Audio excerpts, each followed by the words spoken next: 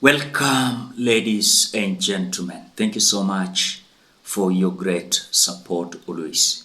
I'm so grateful for your continued support this channel. Thank you so much, ladies and gentlemen.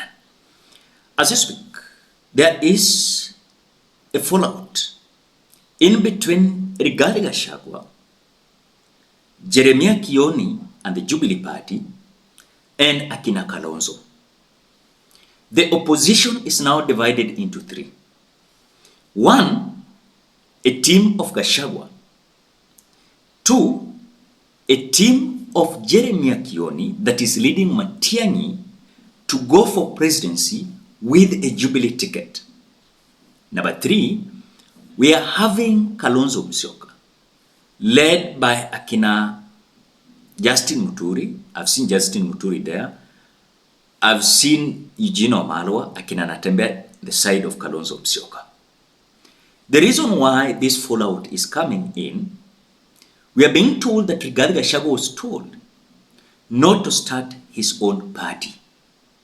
That is number one. Number two, that he was not to declare his presidential bid because he was impeached. Number two, kuna watu wanamchukia because of some issues of tribal politics. So on the side of Rigathi Gachagua, he alleged that Matiang'i was to form his own party. And this clashed with the determination of Jeremiah Kioni's Jubilee Party that Matiang'i was going for presidency with Jubilee. And so the Jeremiah Kioni and his Jubilee Party, they're feeling like the Rigathi Gachagua's new party is to give them a competition in Mount Kenya region, which for them they don't want. And again, something that is giving them a lot of anger is that Rigathi Gachagua is encouraging the Matiang'i's team to form a new party, not to go with Jubilee Party. On this side, the team of Akina Kalonzo, they are feeling like that Rigathi Gachagua is so much centered in Mount Kenya region politics. And again, some individuals are hating Rigathi Gachagua because of some of his statements that he usually utter. But now, the question I have for you, when this opposition is coming at this time to divide themselves, what next? And that is the reason why we are having this video. And we are going to have a candid discussion how this opposition, they are divided in three. And what we are seeing is that Kalonzo is going with these people, Rigathi with these people, Jeremiah and Jubilee Party and Matiang'i, these people. But before we continue, as you always do, ensure you like the video. When you like the video, you automatically support the work that I'm doing in this channel, because sometimes you watch and you forget liking the video. So this is just a reminder. As you watch, please consider liking the video. Thank you so much for that like. Now, I want to say this. Remember last week? Was it last week but one? Where Gathoni Muchomba, Fred Matiang'i, and Charity Ngilu met. They met. And the reason being, Gathoni Muchomba alitoka kwa ile side ya Rigathi. Hata kuna video Gathoni anasema kwamba as for now, what Rigathi Gachagua is doing is literally tribal politics. That for her, Gachagua knows very well, as she has scooped the Mount Kenya region. And it is time for him not to speak about mountain. It will destroy his political momentum. And that was the statement of Gathoni Muchomba. And as you speak, Gathoni Muchomba is no longer in the side of Gachagua. And now she's leaning on the side of Matiang'i. In as much as we advocate for our mountain issues, we also have to be sensitive to other people. Do you think Rigathi agrees with you on this? He doesn't have to necessarily agree with me. Because now, but if it's a fact, like you it's said a fact. Earlier, he has a lot of sway in the mountain. Yeah. Right? Yeah. But he is not speaking the language that you're speaking. No, Rigathi needs to realize he actually needs to be seen to be more accommodative to other communities. If really he's a national leader, we need to see Rigathi Gachagua use the same energy and stamina to fight for other Kenyans other than just the people of the mountain. That's my take. He may like it or not like it, but I think that to me that's my. He must also dissociate himself in his campaigns from the mountain connotation. Because have you told him? Yes, I have many times. What does he say? When someone shows you who they are, you believe them the first time. Yeah. If he's not if it's not already on his radar, having been deputy president, that he should be fighting for people in Turkana, for people in Lodwar, for people in the mountain, for people. If he's not already cognizant of that, I don't think there's anything that could be. And there is no leader. And akina Jeremia Kioni in Jubilee Party. So what you're seeing is that Jubilee wanabeba watu yao.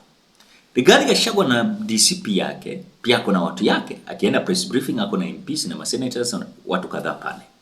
Ukiangalia Kalonzo today, he led an opposition press briefing. And that opposition is having himself, Martha Karua, Eugene Wamalwa, akina Justin Muturi and others. So when I saw the statement, the press statement, I've seen it is only Martha Karua, Kalonzo, Justin Muturi, Eugene Wamalwa and Simon Terrain has signed that letter. Now, as you speak, look at the Kina Rigathi Gachagua.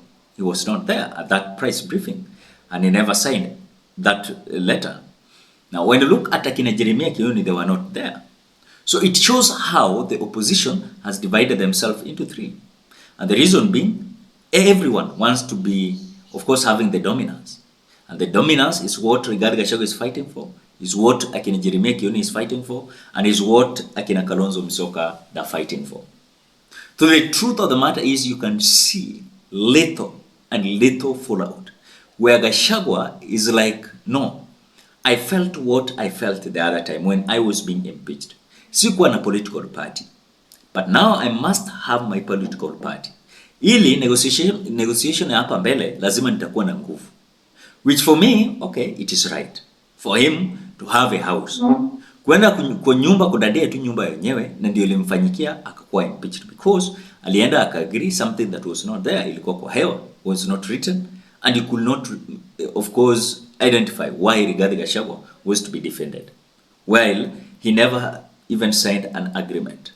So for me, what I'm seeing is that some individuals and majority of the opposition, they don't want Rigathi Gachagua as we speak, because Kalonzo na timu yake wako kando.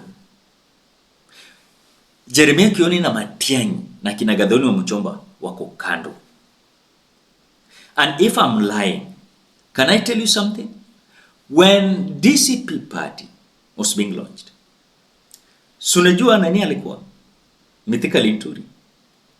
Since then, Mithika Linturi alipotea akaenda akiendaga. Hajawahi kuwa na mkutano na Rigathi Gachagua tena. Ukiangalia Justin Muturi ako pale saidi ya kina Kalonzo. So what next for Rigathi Gachagua? One, I saw the other time when he said that he was dropping his presidential bid, which the opposition, they agreed. Number two, I don't know how it is going to happen because he was told not to start a political party. That this was going to corrode the political momentum of the opposition because Rigathi Gachagua had declared that he was going for this presidency. And by going for this presidency was to alter some individual candidacies like Kalonzo and Matiang'i. But on the same note, when Jubilee is pushing for Matiang'i, what about the Wiper party that is pushing for Kalonzo Musyoka? So the agreement there is going to be so complicated. And I know one day they will agree, but it is still complicated. Because they are like, no, we don't want to work with Gachagua.